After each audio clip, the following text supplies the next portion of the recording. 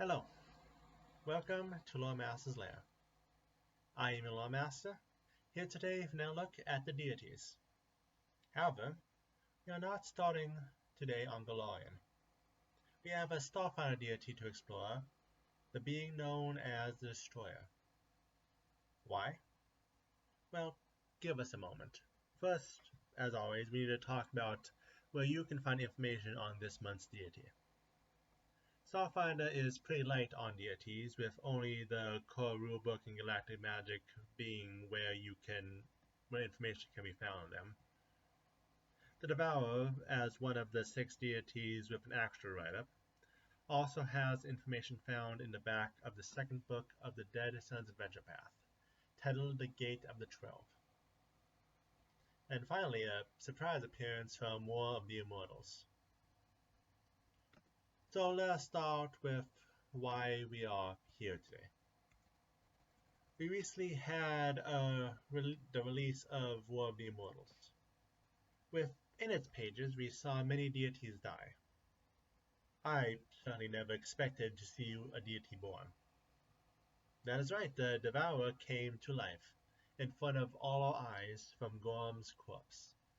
Crazy, but it seems it came about from Rovagug's energy trapped in Gorm's armor, and it was nurtured there until Gorm was bisected, forced to be born. Again, not on my bingo card for the book, but here we are. Appearance-wise, we have little first-hand information. Until War of the Immortals, we were not even sure if it was a being of physical form. Artwork tends to depict it as a living black hole, a hungry supernova, an event of mass destruction given life. Whether this is just an ideological depiction or actual incarnate forms of the beast, we may never know. And we can thank our luck for that. The Devourer is destruction incarnate.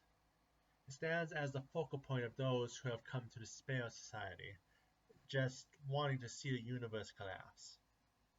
In fact, we know so little about the Devourer themselves, that the back matter which focuses on them is about its cult and not the deity itself. So with that introduction out of the way, let's take a deep look at the followers of the Devourer. This is a cult focused on destroying anything civilized.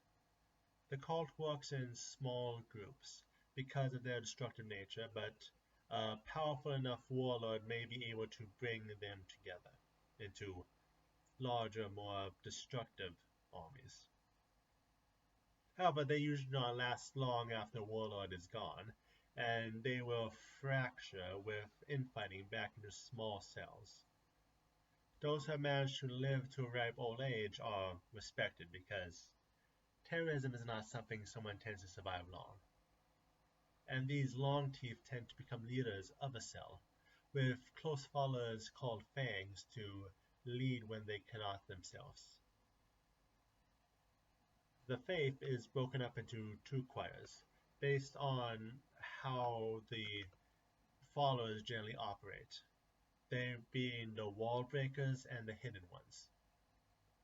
The wall breakers are what everyone thinks of when they imagine the cult of the destroyer, the cult of the Devourer, not destroyer. Those who live not that different from the old cults of Rovagug, just now working to cause destruction on an interplanetary scale. There are 3 typical roles in the choir. First is the frenzied, made berserkers, usually with mental illnesses or drug addictions, who get pointed in a direction to go wild and do damage. Then we have the generators, who are the only members who make something new, or more accurately, make a worse degenerate version as an excuse to why the destroyers would actually create inventions. Composers are rare, but those who come up with the evil plans that work towards mass destruction are always good to give a cell some actual direction. The other major choir is the hidden ones, those who sabotage civilization from within civilization. One of the most important are the Mars, those who live normal lives but work at every opportunity to recruit new members to the cult, knowing how to turn someone having one bad day into a monster. The silent cannibals are spies, actively working to pass on information in hope of seeing the peaceful lives that they enjoy crumble to nothing. Finally, the plague bringers are the offense of the hidden ones, actively working to spread disease, viruses, and mistrust to help tear society apart. Then we have sects, the general ideologies of the faith. With the general unorganized nature of the cult, there are probably thousands of different sects, but three stand out among the brethren. The Blood Door continues to work to increase the lives they claim, believing it empowers their god. The Festers work to completely destroy their target, to ensure they cannot be healed or repaired. The Nightmares is more subtle, working to make people disbelieve the worth of society, cutting the ties that bind until all collapses.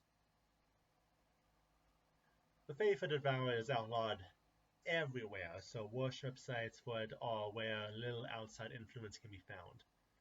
Shrines are found on lifeless moons, temples are found on worlds circling a black hole.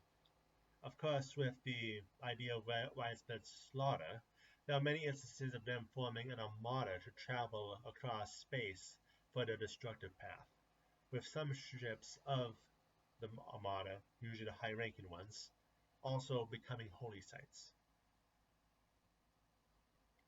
One more thing I meant to mention of the cult of the Devourer are atrocities. And an atrocity is hard to describe physically, as they all take on different appearances. After all, the Devourer creates nothing, so physical forms are often borrowed. However, they are the agents of the Devourer who come to cells in order to prepare them for a mission ahead, whether through secret knowledge or through some actual form of organization. They are outsiders, but the planet or plane that they come from is unknown, if they are, of course, not just corrupted mortals as they appear to be. Now, miscellaneous information on the Faithful. In the Pact Worlds, the faith is strongest on desolate planets like Apostate, Eox, and in the Diaspora. Architon, on the verge of collapse, also has a decent number of cells in hiding, as well as the opposite. The peaceful, technologically advanced world of Versus is the largest target. There is little use for holidays for the faith, but there is one mention of a holy book for the Nightmare sect at least.